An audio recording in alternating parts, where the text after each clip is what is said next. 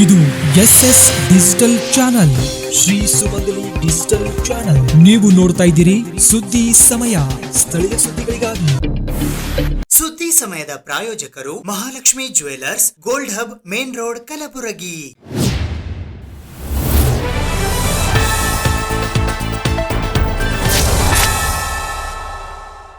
ಸುದ್ದಿ ಸಮಯಕ್ಕೆ ಸ್ವಾಗತ. ನಾನು RJ ಮಂಜು ಹಿರೋಳಿ.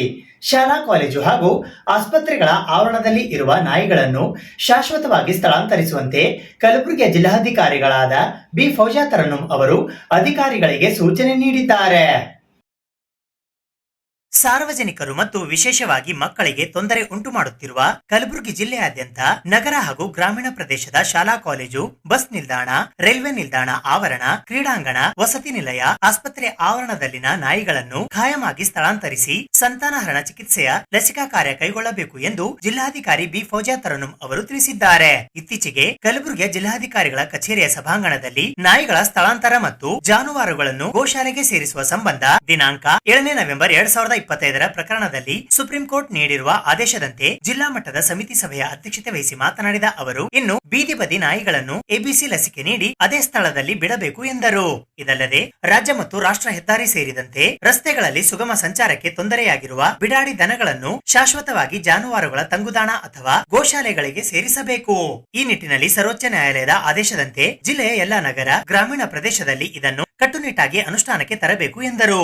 ಸರ್ವೋಚ್ಚ ನ್ಯಾಯಾಲಯದ ನಿರ್ದೇಶನವನ್ನು ಪಾಲಿಸಲು ನಗರ ಸ್ಥಳೀಯ ಸಂಸ್ಥೆ ಹಾಗೂ ಗ್ರಾಮೀಣ ಭಾಗದ ಎಲ್ಲಾ ಸಂಸ್ಥೆಯ ಮುಖ್ಯಸ್ಥರುಗಳು ಜವಾಬ್ದಾರಿಯುತವಾಗಿ ಕಾರ್ಯನಿರ್ವಹಿಸಬೇಕು. ಅದೇ ರೀತಿ ಶಿಕ್ಷಣ, ಆರೋಗ್ಯ, ಸಾರಿಗೆ, ರೈಲ್ವೆ, ಮಹಾನಗರ ಪಾಲಿಕೆ, ನಗರಾಭಿವೃದ್ಧಿ, ಗ್ರಾಮೀಣಾಭಿವೃದ್ಧಿ ಮತ್ತು ಪಂಚಾಯತ್ ರಾಜ್, ಯುವ ಸಬಲೀಕರಣ ಮತ್ತು ಕ್ರೀಡಾ ಇಲಾಖೆ, ಪೊಲೀಸ್ ಇಲಾಖೆ, ಲೋಕೋಪಯೋಗಿ ಇಲಾಖೆ, ರಾಜ್ಯ ಮತ್ತು ರಾಷ್ಟ್ರೀಯ ಹೆದ್ದಾರಿ ಪ್ರಾಧಿಕಾರ, ವಿಶ್ವವಿದ್ಯಾಲಯ, ಪಶುಸಂಗೋಪನಾ ಇಲಾಖೆಯ ಅಧಿಕಾರಿಗಳು ಸರ್ವೋಚ್ಚ ನ್ಯಾಯಾಲಯದ ಆದೇಶಗಳನ್ನು ಪಾಲಿಸಿ ವರದಿ ಸಲ್ಲಿಸುವಂತೆ ಡಿಸಿಬಿ ಫೌಜಾ ತರನ್ನುಮ್ ಸೂಚಿಸಿದ್ದಾರೆ. ಈ ಸಭೆಯಲ್ಲಿ ಜಿಲ್ಲಾ ಪಂಚಾಯತ್ ಸಿಇಒ ಭವರ್ ಸಿಂಗ್ ಮೀನಾ, ಮಹಾನಗರ ಪಾಲಿಕೆ ಆಯುಕ್ತರಾದ ಅವಿನಾಶ್ ಶಿಂದೆ, ಉಪ ಅರಣ್ಯ ಸಂರಕ್ಷಣಾ ಅಧಿಕಾರಿ ಸುಮಿತ್ ಪಾಟೀಲ್, ಪಶುಪಾಲನಾ ಮತ್ತು ಪಶುವೈದ್ಯ ಇಲಾಖೆಯ ಉಪ ನಿರ್ದೇಶಕರಾದ ಡಾಕ್ಟರ್ ಸಂಜಯ್ ರೆಡ್ಡಿ ಸೇರಿದಂತೆ ವಿವಿಧ ಇಲಾಖೆಯ ಅಧಿಕಾರಿಗಳು ಹಾಗೂ ಸಮಿತಿಯ ಸದಸ್ಯರು ಹಾಜರಿದ್ದರು.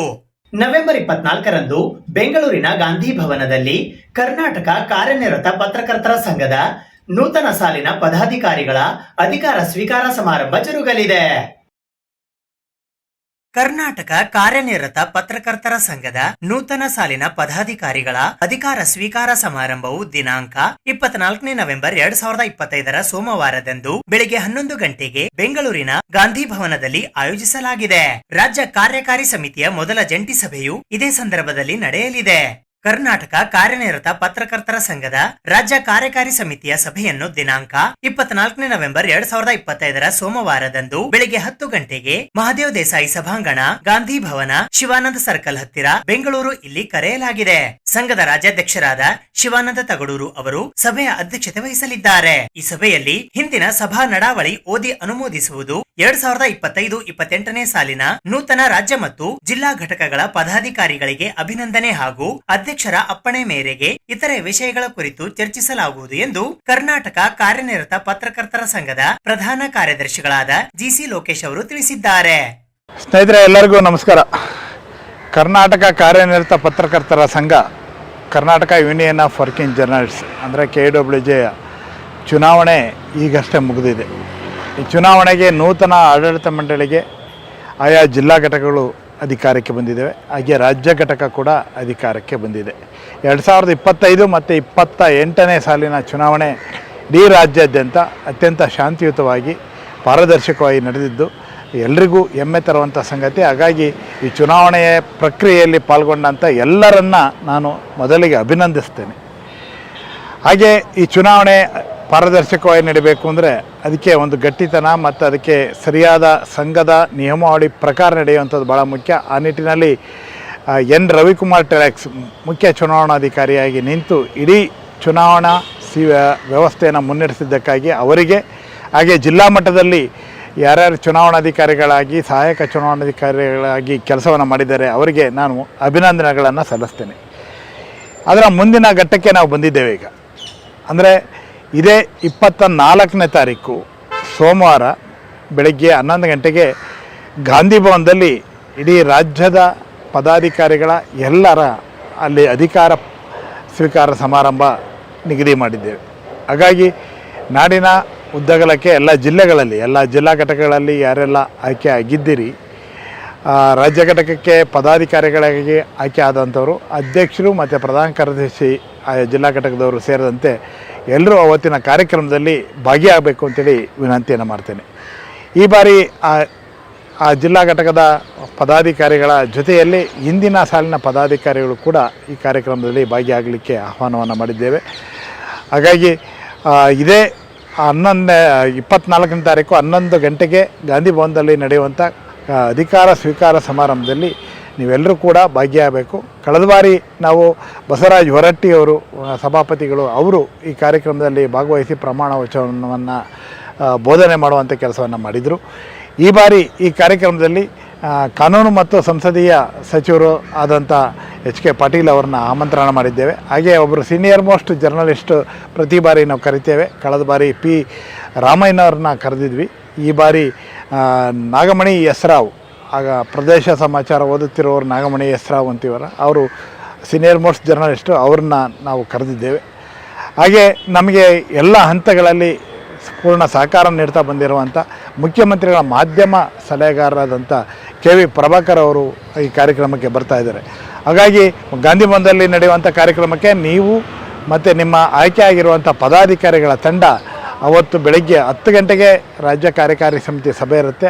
ಇನ್ ಟೈಮ್ಗೆ ತಾವೆಲ್ಲರೂ ಬರಬೇಕು. 11 ಗಂಟೆಗೆ ಅಧಿಕಾರ ಪದಗ್ರಹಣ ಕಾರ್ಯಕ್ರಮ ನಡೀತಾ ಇದೆ. ಆ ಕಾರ್ಯಕ್ರಮದಲ್ಲಿ ತಾವೆಲ್ಲರೂ ಕೂಡ ಭಾಗಿಯಾಗಬೇಕು ಅಂತೇಳಿ ವಿನಂತಿ ಮಾಡ್ತೇನೆ. ಮತ್ತೊಮ್ಮೆ KWJ ಈ ಚುನಾವಣೆ ಪ್ರಕ್ರಿಯೆಗೆ ಒಳಗೊಳ್ಳುವ ಮೂಲಕ ಈ ಸಂಸ್ಥೆ ಭಾಳ ಇನ್ನಷ್ಟು ಗಟ್ಟಿಯಾಗಿ ಇನ್ನಷ್ಟು ಪಾರದರ್ಶಕವಾಗಿ ಹೊರಹೊಮ್ಮಿದೆ ಅಂತೇಳಿ ನಾನು ಭಾವಿಸ್ತೇನೆ.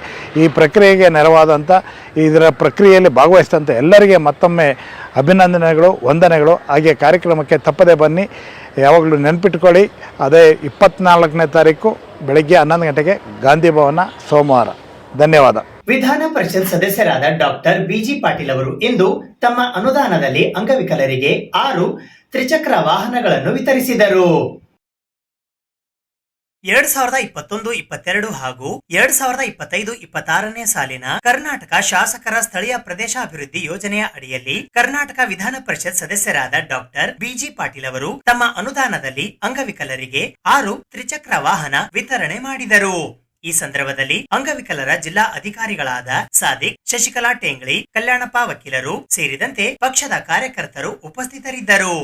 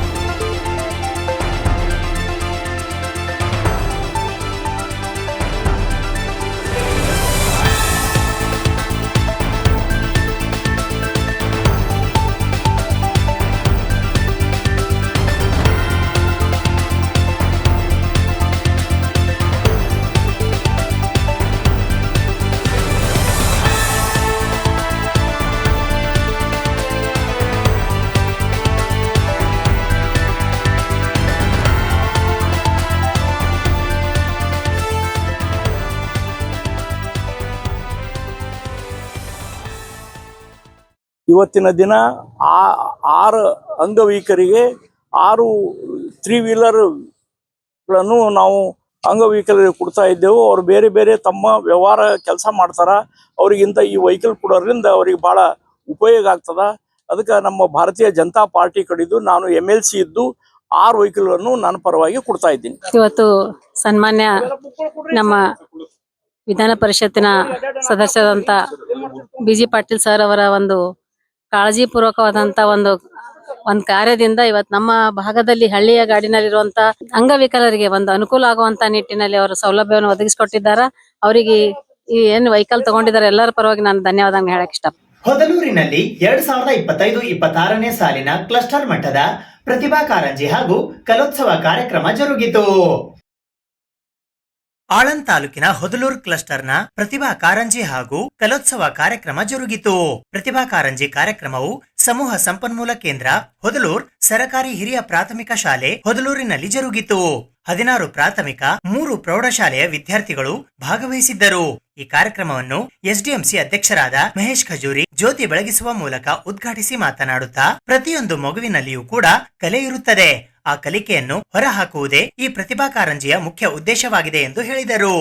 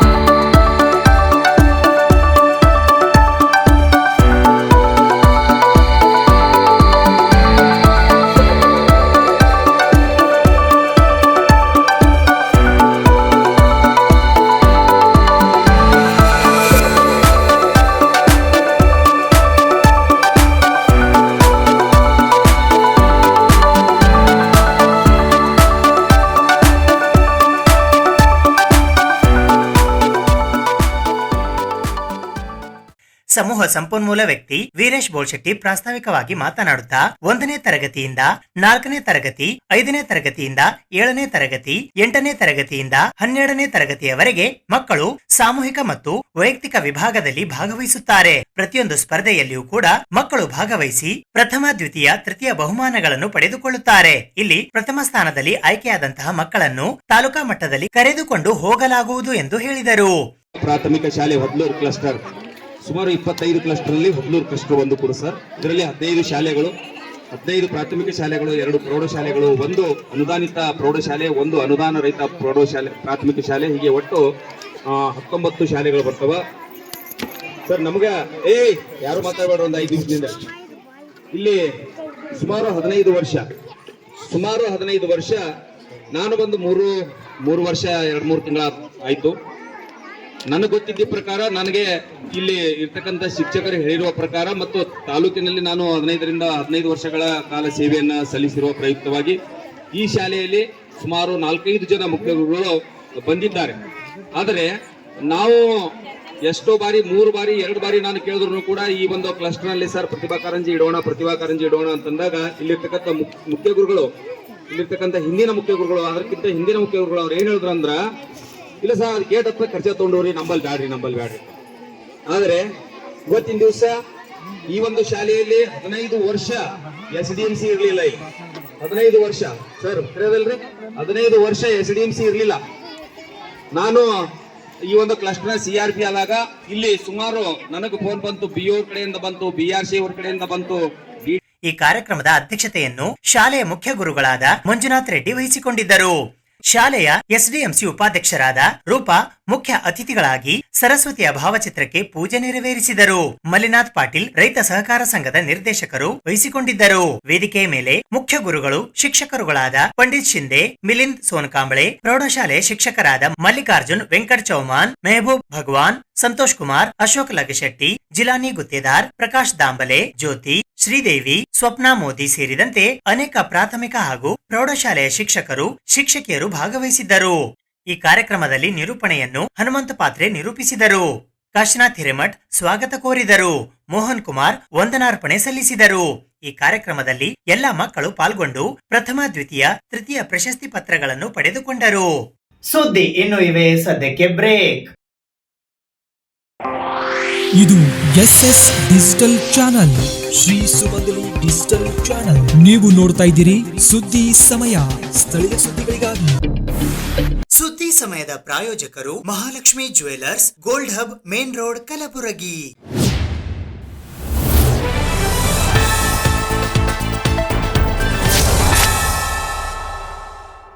ನವೆಂಬರ್ 22ರಂದು ಕಲಬುರಗಿ ನಗರದ ಡಾಕ್ಟರ್ SM ಪಂಡಿತ್ ರಂಗಮಂದಿರದಲ್ಲಿ 70ನೆಯ ಕರ್ನಾಟಕ ರಾಜ್ಯೋತ್ಸವ ಕಾರ್ಯಕ್ರಮ ಹಮ್ಮಿಕೊಳ್ಳಲಾಗಿದೆ ಎಂದು ಕರ್ನಾಟಕ ಸಂಘಟನಾ ವೇದಿಕೆಯ ಸಂಸ್ಥಾಪಕ ರಾಜ್ಯಾಧ್ಯಕ್ಷರಾದ ಗುರುರಾಜ್ ಸಿ ಬಂಡಿಯವರು ಇಂದು ಪತ್ರಿಕಾಗೋಷ್ಠಿಯ ಮೂಲಕ ತಿಳಿಸಿದ್ದಾರೆ.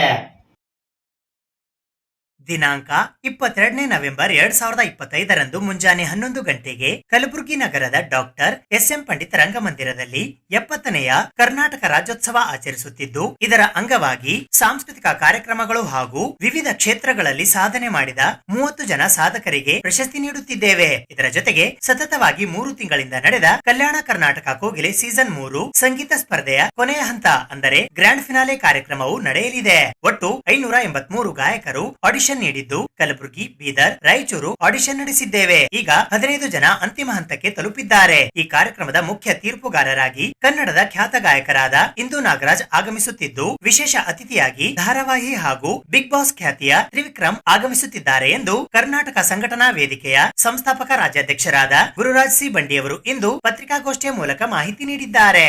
ಸಾಂಸ್ಕೃತಿಕ ಕಾರ್ಯಕ್ರಮ ಆಗಿರ್ಬೋದು, ಮತ್ತೆ ಸಾಂಸ್ಕೃತಿಕ ಕಾರ್ಯಕ್ರಮ ಮತ್ತು 30 ಜನರಿಗೆ ವಿವಿಧ ಕ್ಷೇತ್ರಗಳಲ್ಲಿ ಸಾಧನೆ ಮಾಡಿರ್ತಕ್ಕಂಥ 33 ಜನರಿಗೆ ಪ್ರಶಸ್ತಿಯನ್ನು ನೀಡಿ ಗೌರವಿಸಲಾಗುತ್ತಿದೆ.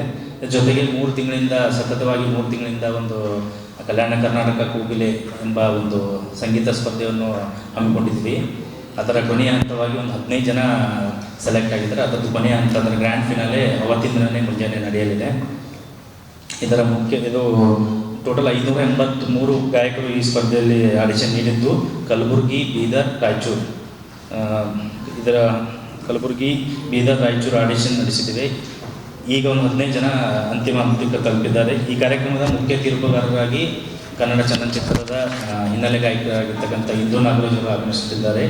ಹಾಗೂ ಈ ಕಾರ್ಯಕ್ರಮದ ವಿಶೇಷ ಅತಿಥಿಯಾಗಿ ಧಾರಾವಾಹಿ ಹಾಗೂ ಹೋದ್ಸಲ ಬಿಗ್ ಬಾಸ್ ಖ್ಯಾತಿಯ ತ್ರಿವಿಕ್ರಮ್ ಅವರು ಕೂಡ ವಿಶೇಷ ಅತಿಥಿಯಾಗಿ ಆಗಮಿಸುತ್ತಿದ್ದಾರೆ. ಕಾರ್ಯಕ್ರಮದ ಉದ್ಘಾಟಕರಾಗಿ ಮಾನ್ಯ ಶಾಸಕರಾಗಿರ್ತಕ್ಕಂಥ ಬಸವರಾಜ್ ಮತ್ತಿಮೂಡ್ ಆಗಿರ್ಬೋದು, ಹಾಗೂ ಪ್ರಶಸ್ತಿ ಪ್ರದಾನಕರಾಗಿ ಮಾನ್ಯ ಶಾಸಕರಾಗಿರ್ತಕ್ಕಂಥ ಲಘು ಪ್ರಭು ಪಾಟೀಲ್ ಅವರಾಗಿರ್ಬೋದು, ಮುಖ್ಯ ಅತಿಥಿಗಳಾಗಿ ಅಮರೇಶ್ವರಿ ಬಾಬುರಾವ್ ಚಿಂಚನ್ಸೂರ್ ಅವರು, ನಿಕಟಪೂರ್ವ KKRD ಅಧ್ಯಕ್ಷ ಆಗಿರ್ತಕ್ಕಂಥ ಮಾಜಿ ಶಾಸಕರಾದ ದತ್ತಾತ್ರೇಯ ಪಾಟೀಲ್ ಅವರು, ನೀಲಕಂಠರಾವ್ ಮುಡ್ಗೆ ಅವರು, ಉದ್ಯಮಿಗಳಾದ ಶ್ಯಾಮ್ ಕಂದೇವರ್ ಅವರು, ಡಾಕ್ಟರ್ ಶಾಣಬಸಪ್ಪ ಕಾಮರೆಡ್ಡಿ ಅವರು, ಡಾಕ್ಟರ್ ಫಾರೂಕ್ ಮನ್ನೂರು, ಉದ್ಯಮಿಗಳಾಗಿರ್ತಕ್ಕಂಥ ಸುನೀಲ್ ರಾಠೋಡ್ ಆಗಿರುವುದು, ಶರಣು ಪಾಟೀಲ್, ರವಿ ಗಾಜರೆ ಹಾಗೂ ಮುಂತಾದ ಒಂದು ಗಣ್ಯ ವ್ಯಕ್ತಿಗಳು ಈ ಕಾರ್ಯಕ್ರಮಕ್ಕೆ ಆಗಮಿಸುತ್ತಿದ್ದು, ಈ ಸಂದರ್ಭದಲ್ಲಿ ವೇದಿಕೆ ಮೇಲೆ ಜಿಲ್ಲಾಧ್ಯಕ್ಷರಾಗಿರ್ತಕ್ಕಂಥ ಈಶ್ವರ ಹೆಗ್ಗ ಹಾಗೂ ಸಾಗರ್ ಬಾವಿ, ಪ್ರದೀಪ್ ಓಂಕಾರ್, ಅನಿಲ್ ಬಂಡಿ, ಸಚಿನ್ ಪೂಜಾರಿ, ಶಿವಕುಮಾರ್ ಪಾಟೀಲ್, ಮುತ್ತಣ್ಣ ಬಾಗೋಡಿಯವರು ಈ ಪತ್ರಿಕಾಗೋಷ್ಠಿಯಲ್ಲಿ ಹಾಜರಿರುತ್ತಾರೆಂದು ಈ ಮೂಲಕ ತಿಳಿಸಿದ್ದಾರೆ. ಈ ಪತ್ರಿಕಾಗೋಷ್ಠಿಯಲ್ಲಿ ಈಶ್ವರ್ ಹೆಗ್ಗ, ಅಣ್ಣಾರಾವ್ ಮತ್ತಿಮೂಡ್, ರಾಘವೇಂದ್ರ ಕಲ್ಯಾಣಕರ್, ಸಾಗರ್ ಭಾವಿ, ಪ್ರದೀಪ್ ಓಂಕಾರ್, ಅನಿಲ್ ಬಂಡಿ, ಸಚಿನ್ ಪೂಜಾರಿ, ಶಿವಕುಮಾರ್ ಪಾಟೀಲ್ ಸೇರಿದಂತೆ ಇತರರು ಉಪಸ್ಥಿತರಿದ್ದರು. ಕವಲಗಾ ಬಿ ಗ್ರಾಮದಲ್ಲಿ ಕಬ್ಬಿಗೆ ಆಕಸ್ಮಿಕ ಬೆಂಕಿ ತಗುಲಿ ಸುಟ್ಟು ಹೋಗಿದ್ದು, ಉಳಿದ ಕಬ್ಬನ್ನು ಕಂಪನಿಯ ಸುಪರ್ದಿಗೆ ವಹಿಸುವಂತೆ ಆದೇಶ ನೀಡುವಂತೆ ದಯಾನಂದ್ ಪಾಟೀಲ್ ಅವರು ಇಂದು ಪತ್ರಿಕಾಗೋಷ್ಠಿಯ ಮೂಲಕ ಮನವಿ ಮಾಡಿದ್ದಾರೆ. ಕವಲಗಾ ಬಿ ಗ್ರಾಮದ ಜಮೀನು ಸರ್ವೆ ನಂಬರ್ 274/1ರಲ್ಲಿ 7 ಎಕರೆ 35 ಗುಂಟೆಯ 4 ಎಕರೆಯಲ್ಲಿ ಹಾಗೂ ಸರ್ವೆ ನಂಬರ್ 274/2 7 ಎಕರೆಯಲ್ಲಿ 4 ಎಕರೆ ಬೆಳೆದ ಕಬ್ಬು ಆಕಸ್ಮಿಕ ಬೆಂಕಿ ತಗುಲಿ ಸುಟ್ಟು ಹೋಗಿದ್ದು, ಉಳಿದ ಕಬ್ಬು ಕೂಡಲೇ ಕಂಪನಿ ಸುಪರ್ದಿಗೆ ಪಡೆಯುವಂತೆ ಆದೇಶ ನೀಡುವಂತೆ ನವ ಕರ್ನಾಟಕ ರೈತ ಸಂಘದ ಅಧ್ಯಕ್ಷರಾದ ದಯಾನಂದ್ ಪಾಟೀಲ್ ಅವರು ಇಂದು ಪತ್ರಿಕಾಗೋಷ್ಠಿಯ ಮೂಲಕ ಮನವಿ ಮಾಡಿದ್ದಾರೆ. ಈ ಪತ್ರಿಕಾಗೋಷ್ಠಿಯಲ್ಲಿ ಅಶೋಕ್ ಶೋಮಾ, ಮಾಜಿ ಗ್ರಾಮ ಪಂಚಾಯತ್ ಅಧ್ಯಕ್ಷರು ಬೈಲಪ್ಪ ಪೂಜಾರಿ, ಮಾಜಿ ಗ್ರಾಮ ಪಂಚಾಯತ್ ಅಧ್ಯಕ್ಷರು ಚಿಚ್ಚಲಪ್ಪ ಪೂಜಾರಿ, ಬಡೇ ಸಾಬ್ ಅವಟೆ, ಮೆಹಬೂಬ್ ಸಾಬ್ ಅವಟೆ ಸೇರಿದಂತೆ ಇತರರು ಉಪಸ್ಥಿತರಿದ್ದರು. ಅಂದ್ರೆ ಟೋಟಲ್ 8 ಎಕರೆ ಒಬ್ಬೊಂದು ಹೊಲ ಇದ್ರೆ ಅಲ್ಲಿ ಅದರಲ್ಲಿ 4 ಎಕರೆ ಒಂದು ಭಾಗದಲ್ಲಿ ಸುಟ್ಟು ಕರಗ ಆಗಿರ್ತಕ್ಕಂಥದ್ದು ಮೊನ್ನೆ. ಇನ್ನೊಂದು ಅವರು ಸಹೋದರನು ಕೂಡ 4 ಎಕರೆ ಕಬ್ಬು ಸುಟ್ಟು. ಹೀಗಾಗಿ 8 ಎಕರೆ ಕಬ್ಬು ಸಂಪೂರ್ಣವಾಗಿ ಹಾಳಾಗಿರ್ತಕ್ಕಂಥದ್ದು. ಕಷ್ಟದಲ್ಲಿರ್ತಕ್ಕಂಥ ರೈತನಿಗೆ ಸರ್ಕಾರ ಸಮೀಪ ಬಂದು ಎತ್ತಿ ಹಿಡಿತಕ್ಕಂಥ ಒಂದು ವ್ಯವಸ್ಥೆ ಆಗಬೇಕಂತಕ್ಕಂಥದ್ದೇ ನಮ್ಮ ಉದ್ದೇಶ. 2-3 ವರ್ಷಗಳ ಕಾಲ ಸತತವಾಗಿ ಅತಿವೃಷ್ಟಿ ಅನಾವೃಷ್ಟಿಯಾಗಿ ಹಾಳಾಗಿರ್ತಕ್ಕಂಥ ಆ ಬಡ ರೈತನಿಗೆ ಇವತ್ತು ದಿವಸ ನ್ಯಾಯ ಕೊಡಬೇಕು ಅಂತಕ್ಕಂಥ ವಿಚಾರವನ್ನು ಈ ಪತ್ರಿಕಾಗೋಷ್ಠಿ ಮೂಲಕ ನಾವು ತಿಳಿಸ್ಬರ್ತಾ ಇದ್ದೀವಿ. ಮೊನ್ನೆ ಪೊಲೀಸ್ ಅಧಿಕಾರಿಗಳು ಸ್ವತಃ ಹೋಗಿ ಪಂಚನಾಮ ಮಾಡಿಕೊಂಡು ಸತ್ಯ ಇದೆ, ಈ 8 ಎಕರೆ ಕಬ್ಬ ಸಂಪೂರ್ಣ ಹಾಳಾಗಿದೆ ಅಂತಕ್ಕಂಥದ್ದು ಅವ್ರನ್ನೂ ಕೂಡ ಕಳವಳ ವ್ಯಕ್ತಪಡಿಸಿದರು ಸರ್ಕಾರ. ಅದೇ ರೀತಿಯಾಗಿ ತಹಸೀಲ್ದಾರರು ಕೂಡ ತಲಾಟಿಯವರಿಗೆ ಕರೆಸಿ ಸ್ವ ಇಚ್ಛೆಯಿಂದ ಅದು ಪಂಚನಾಮ ಮಾಡ್ಕೊಂಡು ಬರ್ರಿ ಅಂತಕ್ಕಂಥದ್ದು. ಅಲ್ಲಿ ರೈತರು ಕೂಡ ಇದ್ದೆವು ಮತ್ತು ವಿಡಿಯೋನೂ ಇದೆ, ಆಮೇಲೆ ಫೋಟೋನು ಕೂಡ ನಮ್ಮ ಜೊತೆಗಿದೆ. ಇವತ್ತಿನ ದಿವಸ ಅಲ್ಲಿ 8 ಆಗ್ತದೆ. ಅದು ಸರಾಸರಿ ಹೋದ ವರ್ಷ 2850 ಒಂದು 22,900 ರೂಪಾಯಿ ಸರಾಸರಿ ಒಂದು ಟನ್ನಿಗೆ ಆಗ್ತಿತ್ತು. ಈ ಬಾರಿ 3,000 ಅಂತ ಇಟ್ಕೊಳ್ಳೋಣ. 3,000 ಅಂದರೆ ಇದು ಎಕರೆಗೆ 1 ಎಕರೆಗೆ 40 ಟನ್ ಆಗ್ತಕ್ಕಂಥ ಕಬ್ಬು ಒಳ್ಳೆ ರೀತಿಯಲ್ಲಿ ಬೆಳೆಸಿದ್ದಾನೆ ಬಡ ರೈತ. 40 ಟನ್ ಆಗ್ತಕ್ಕಂಥದ್ದು 3,000 ಅಂದರೆ ಸರಾಸರಿ 1,20,000 ರೂಪಾಯಿ ಆಗ್ತದೆ. ಹಾಗಾಗಿ 4 ಎಕರೆಗೆ 3,80,000 ಸರಾಸರಿ 4 ಲಕ್ಷ ರೂಪಾಯಿ ಆಗ್ತದೆ. ಹೀಗಾಗಿ ಆ ಬಡ ರೈತನಿಗೆ ಒಂದಕ್ಕೆ ಅಂದರೆ 4 ಎಕರೆ ಜಮೀನಿಗೆ ಇರ್ತಕ್ಕಂಥದ್ದು ತಾವು 20 ಲಕ್ಷ ಪರಿಹಾರ ಕೊಡ್ರಿ ಅಂತ ಕೇಳಿರ್ತಕ್ಕಂಥದ್ದು. ಅದೇ ರೀತಿ ಬಡೇ ಸಾಬ್ ಇವ್ರದ್ದು ಕೂಡ 4 ಎಕರೆ ಸುಟ್ಟದ, ಇವರಿಗೂ ಕೂಡ 20 ಲಕ್ಷ ರೂಪಾಯಿ ಪರಿಹಾರ ಕೊಡ್ರಿ ಜಿಲ್ಲಾ ಆಡಳಿತ ಅಂತಕ್ಕಂಥದ್ದು ಬೇಡಿಕೆ ಇದೆ. ತಾವೇನಾದರೂ ಇದನ್ನು ಎತ್ಕೊಂಡು ಹೊಡ್ಕೊಂಡು ಮನೆಗೆ ಹೋದೆವು. ಏನೈತ್ರಿ ಅದು ಯಾರು ಹಚ್ಚಾರೋ ಏನೋ ಅಲ್ರಿ, ಕರೆಂಟೇ ಬಿತ್ತು ಏನು ಮನುಷ್ಯರು ಹಚ್ಚಾರೋ ಯಾರು ಹಚ್ಚಾರೋ ಏನೋ ಆಗ್ಯದ. ಬರತ್ತನ ಪೂರ ಮೋಟ್ರುಗಳು ಸುಟ್ಟ್ಯಾವ್ರಿ, ಪೈಪ್ಗಳು ಸುಟ್ಟಾವ್ರಿ, ವಂಕಿಗಳು ಸುಟ್ಟ್ಯಾವ್ರಿ. ಆ ದಿವಸ ಏನಾದ್ರಿ ಪೂರ ಸುಟ್ಟಿಗೆ ಆಗ್ಬಿಟ್ಟ. ನಮ್ಮ ಅಣ್ಣಂದ್ರಿ ಜೋರಾಗಿ ಹೇಳಿ 4 ಎಕರೆ ರೀ, ನಮ್ದು 4 ಎಕರೆ ಪೂರ ಸುಟ್ರಿ. 8 ಎಕರೆ ಆಯ್ತು ನೋಡ್ರಿ. 8 ಎಕರೆ ಹೌದು 8 ಎಕರೆ ಆಯ್ತು ನೋಡ್ರಿ. ವಾದರ್ಸೆ ಅಡ್ಡು ನಮ್ಮ ಅಣ್ಣನು ನಮ್ಮ ತಂದೆ ಗಾಳಿ ಕಮ್ಮಂದ್ರೂ 16 ಲಕ್ಷ ಬಂದಿದೆ ನೋಡ್ರಿ. ನಂಬರ್ ಬರ್ತಾವೆ ಸರ್. Survey number 274/2 sir. ನಮ್ದು ನಮ್ಮ ಕಾಕರ್ದು 4 ಎಕರೆ, ನಮ್ದು 4 ಎಕರೆ ಸುಟ್ಟದ ಸರ್. ಅದು ಹೆಂಗಾಗ್ಯದ ಏನಾಗ್ಯದ ಅದು ದೇವ್ರ ಕೊನೆ ರೀ. ಶಾರ್ಟ್ ಸರ್ಕಿಟ್ ಆಗ್ಯದ ಗೊತ್ತಿಲ್ಲ ರೀ, ಯಾರು ಹಚ್ಚಾರ ಗೊತ್ತಿಲ್ಲ ರೀ, ಅದು ದೇವ್ರ ಕೊನೆ. ನಮ್ಮದು ಏನು ಮಾಗಿದ್ರಿ ಅಂದರೆ ಸರ್, ನಾವು ಏನದ ಅದ್ರ ಮೇಲೆ ನಮ್ಮದು ಇದು ಅದ ಸರ್, ಜೀವನ ಪರಿವಾರ ಅದ್ರ ಮೇಲೆ ಅದ ಸರ್. ನಾವು ಏನು ಇದು ಮಾಡ್ತೀವಿ ಅಂದರೆ ಇದ್ರದ್ದು ರೊಕ್ಕ ಏನು ಬಂದಿಲ್ಲ ಅಂದರೆ ನಾವು ಅಷ್ಟು ಎಜುಕೇಷನ್ ಆಗಿಲ್ಲ ಸರ್. ನಮ್ಮ ಚುಕ್ಕೋಳಿಗೆ ಒಳ್ಳೆ ಶಿಕ್ಷೆ ಕೊಡಬೇಕು, ಮುಂದೆ ಮತ್ತು ಏನು ಆಗಬೇಕು ಅಂತಿಸಿ ನಾವು ರೈತರ ಒಂದು ಪ್ರಯಾಸ ಅದ ಸರ್. ಇಂಥದ್ದು ಘಟನೆ ಆಗಿದಂದರೆ ಮತ್ತು ನಾವು ಒಳಗೆ ಮೊದಲೇ ಒಳಗೆ ಬಂದೀವಿ ಸರ್. ಬ್ಯಾಂಕ್ದಾಗ ನಮ್ಮ ಲೋನ್ ಅದ ಸರ್, ಆ್ಯಕ್ಸಿಸ್ ಬ್ಯಾಂಕ್ದಾಗ ನಮ್ಮ ಲೋನ್ ಅದ ಸರ್. ಅದು ಲೋನ್ ಮತ್ತು ಹ್ಯಾಂಗೆ ಚುಕಾಯಿಸ್ಬೇಕು ಮತ್ತು ಮುಂದಿಂದ ಹ್ಯಾಂಗೆ ಮಾಡಬೇಕು ಒಂದೂ ತಿಳಿಯಲಾಗ್ಯದ ಸರ್. ಈಗ ಸಮಸ್ಯೆ ಭಾಳ ಗಂಭೀರ ಅದ ಸರ್. ಹಿಂದಿನ ವರ್ಷ ಏನು ಬಂದಿದೆ ಸರ್, ಅದು ಮನೆ ನಡೆಸ್ಬೇಕು ಅಥವಾ ಜೀವನ ನಡೆಸ್ಬೇಕಂದ್ರೆ ಭಾಳ ಕಠಿಣ ಆಗಿದೆ ಸರ್. ಈಗ ಹಿಂಗಾಗ್ಯದ ಸರ್, ಸುಟ್ಟು ಹೋಗ್ಯದ. ಮತ್ತು ಮುಂದೆ ವಿಚಾರ ಹ್ಯಾಂಗೆ ಮಾಡಬೇಕು ಅದು ಒಂದೂ ಸುಧಾರಿಸಲಾಗ್ಯದ ಸರ್. ಅದಕ್ಕಾಗಿ ನಾವು ನಮ್ಮ ಪ್ರಿಯ ದಯಾನಂದ್ ಪಾಟೀಲ್ ಸರ್ಗೆ ಭೇಟಿ ಹಾಕಿಸಿ ಈ ಸಮಸ್ಯೆ ಅದು ಅವರಿಗೆ ತಿಳಿಸಿದೆ. ಇದು ಇವತ್ತಿನ ಸುದ್ದಿ ಸಮಯ. ಸ್ಥಳೀಯ ಸುದ್ದಿಗಳಿಗಾಗಿ ನೋಡ್ತಾ ಇರಿ ಸುದ್ದಿ ಸಮಯ. ನಿಮ್ಮ ನೆಚ್ಚಿನ ಸುದ್ದಿ ಸಮಯವನ್ನು ಡೆನ್ ಸೆಟಾಪ್ ಬಾಕ್ಸ್ ನ ಚಾನಲ್ ಸಂಖ್ಯೆ 746ರಲ್ಲಿ ಪ್ರತಿದಿನ ರಾತ್ರಿ 9 ಗಂಟೆಗೆ, ಮರುಪ್ರಸಾರ ರಾತ್ರಿ 10 ಗಂಟೆಗೆ ಮತ್ತು ಮರುದಿನ ಬೆಳಿಗ್ಗೆ 8 ಗಂಟೆ ಮತ್ತು 9 ಗಂಟೆಗೆ ವೀಕ್ಷಿಸಬಹುದು.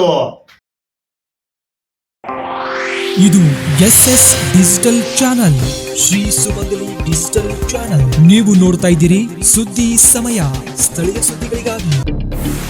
ಸುದ್ದಿ ಸಮಯದ ಪ್ರಾಯೋಜಕರು Mahalakshmi jewellers, gold hub, main road, Kalaburagi.